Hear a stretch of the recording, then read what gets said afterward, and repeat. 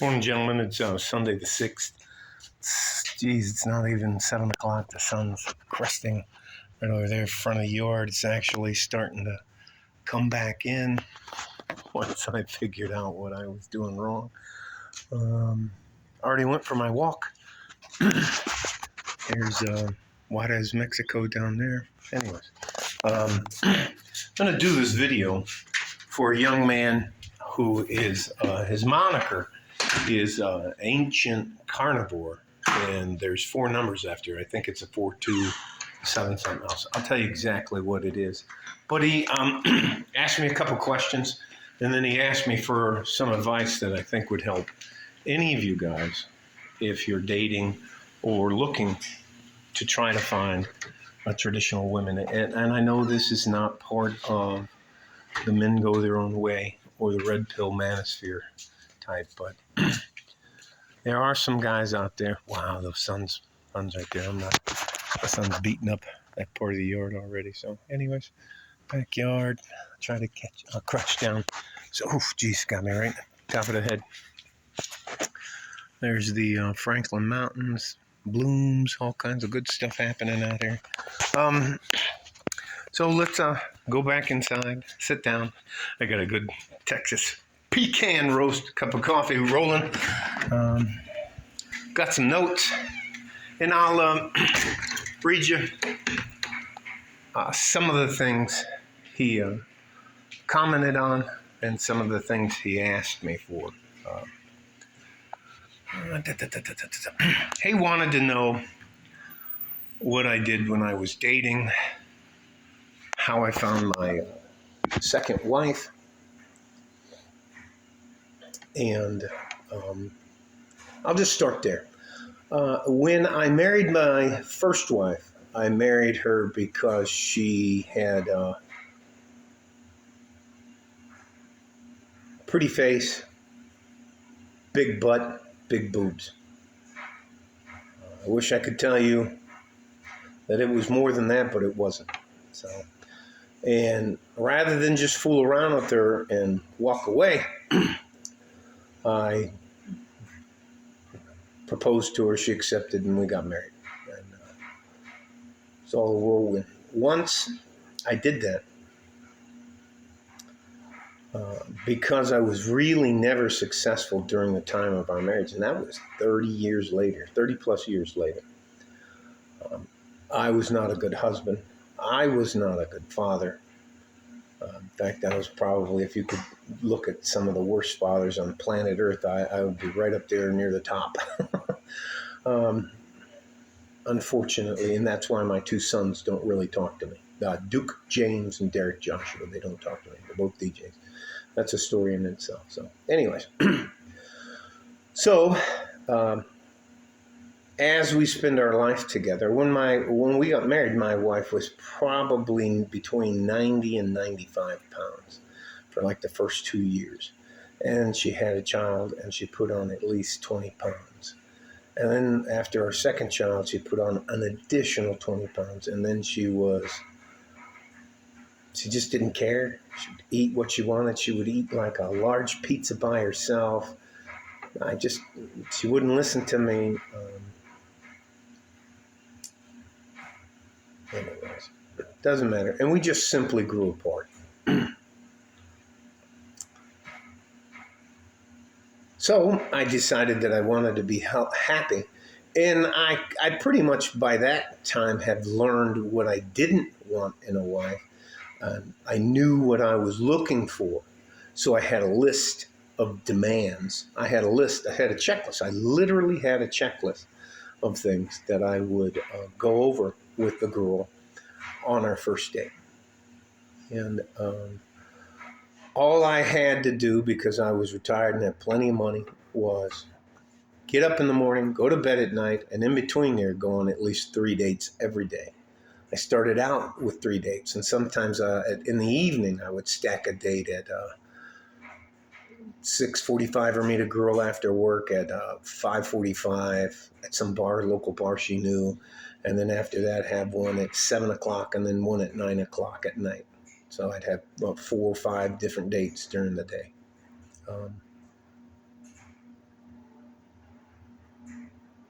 How I found my wife is I opened an account when I got here to El Paso, Texas, and I was living in 6608 Pistolero Road. It's a little 3-bedroom home on the corner. It's kind of modern looking, but it's a fucking dive. So anyways, I pay less for my mortgage than I paid to rent that house. So there you go. Anyways, all that to say this.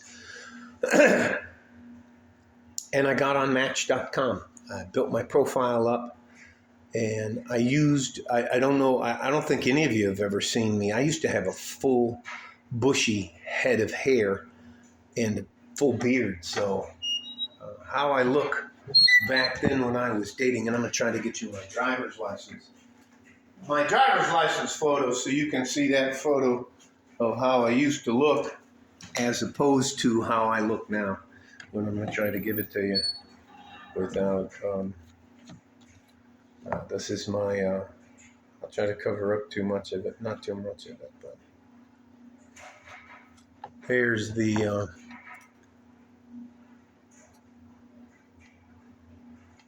photo of me. Okay?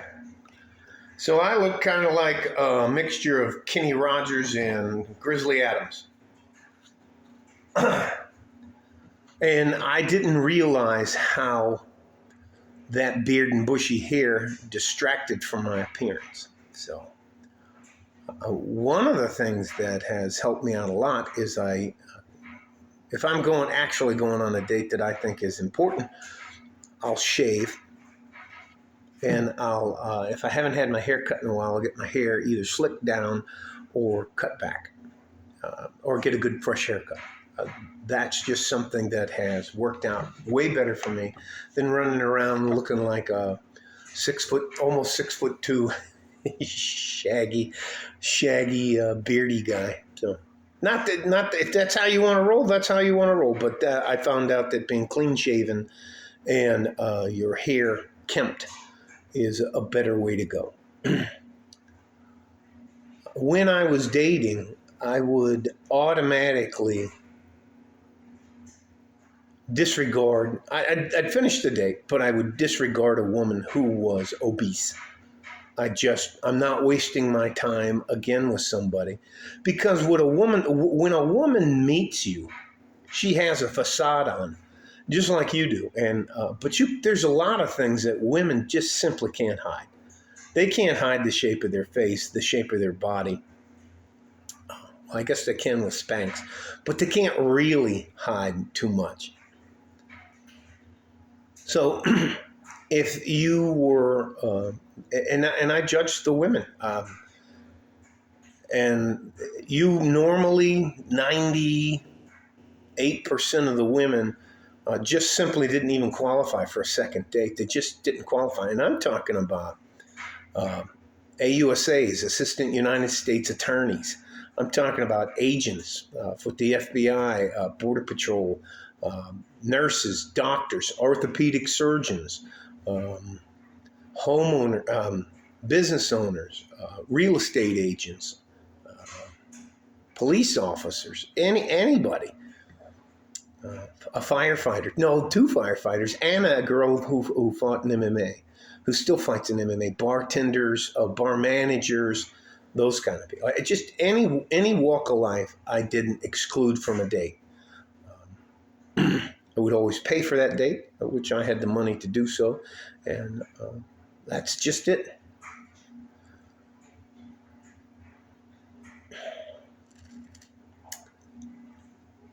The woman I was looking for had to be traditional. She couldn't have piercings all over her face. She couldn't have tattoos. And if she did have tattoos, they were private. And that meant that those tattoos were for her and I to see, and not for the world to see. That's a difference to me. That makes a big difference to me.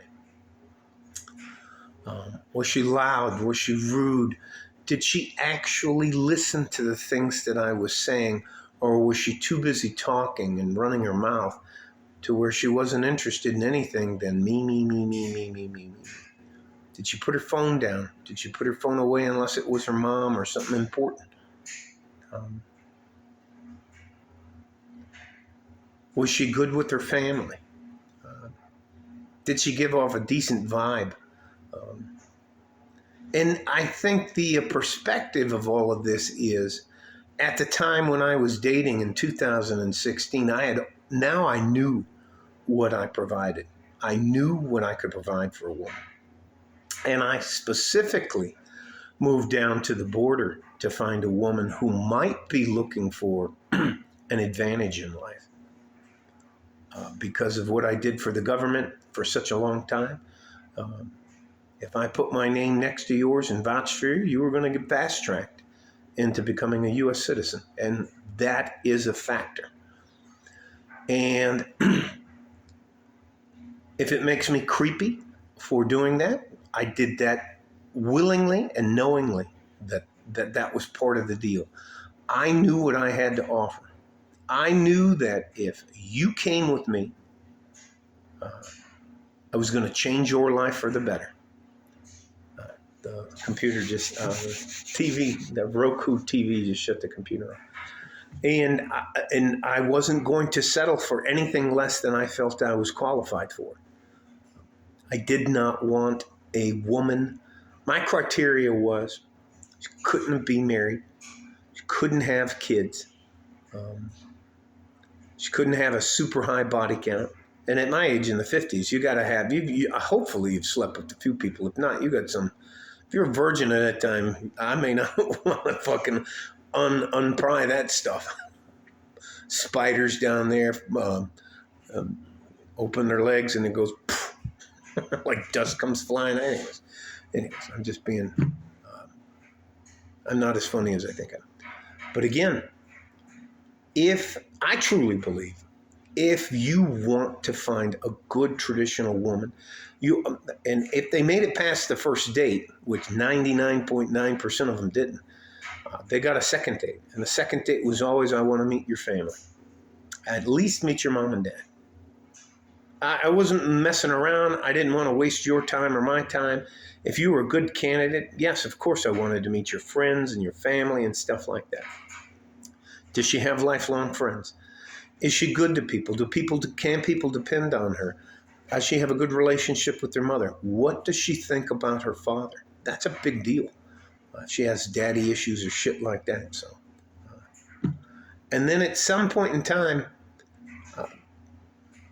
the wife that I have now just ticked all the boxes.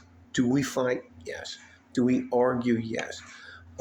Does my wife pay half of every fucking bill? Yes, including the mortgage and insurance, phone bill, car bill, blah, da, da, da, da, da, da, da, da. She pays right down the line. In fact, a little bit more. A lot of times, a little bit more. So we look out for each other. And that was the other thing. She had to have a job. She had to have a career. She had to have her own money. I'm not carrying that woman anywhere. You have to meet me half the way, 50-50. That's it. And to you, and I'm gonna say the last four numbers. Ancient Carnivore 4287. You got to give yourself a break. But I think you're gonna have to get your passport, and I think you're gonna have to do a little bit of traveling. Maybe to, I can't tell you how many women, Colombia. You got to be careful. And you got to do your research before you get down there. And if you don't speak a foreign language, I hope you pick a part of the world that you want to try to find that type of woman, and you learn some clips and phrases. There are millions of women who would love to be your wife.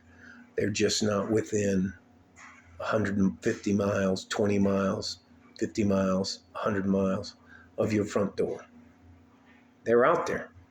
There are droves of them. There are hundreds of thousands of women in the Ukraine, all around that place that's on fire now and with war.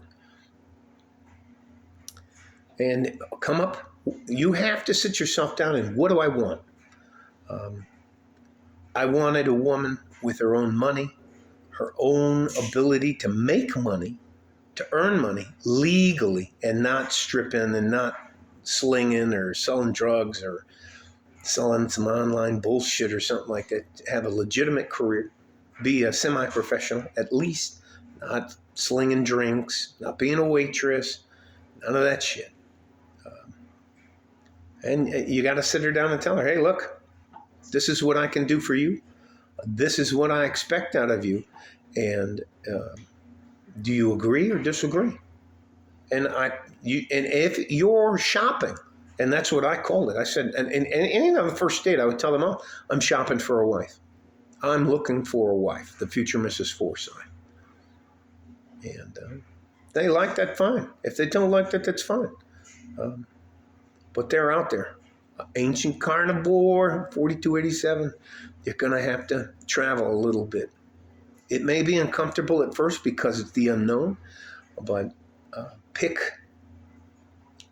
a place in Central or South America that's reasonably safe and try to find a wife. Mexico City is one of those places. There's only 34 million people down there. They're there. She's out there. And she's looking for you as much as you're looking for her. But you're going to have to become comfortable with being uncomfortable. Or move closer to the border. Or take a week off and spend it near the border. And just leave your car on our side of the border and walk across to Tijuana or to Juarez. And go shopping for a wife. That's a lot different than looking for a 1 hour woman. All right. Love you. Hope this helped. But I think with a plan and knowing what you want and what you have to offer, those are the big keys. Or you can try Match.com. That's where I found my wife, actually, on Match.com. Love you. Stay safe and healthy. Take care of each other if you can, and if you can't, take care of yourself. Love you guys. Just trying to help. Not going to take anything from you. You don't owe me anything. Come and go as you please. Do what you have to do. I'm not trying to be the next Kevin Samuels. I'm not trying to be fresh and fit or whatever or anything like that. If I make a difference in one man's life, that's enough for me. All right? Like a fart in a G-string from West Texas, El Paso. I'm out of here. Bye-bye.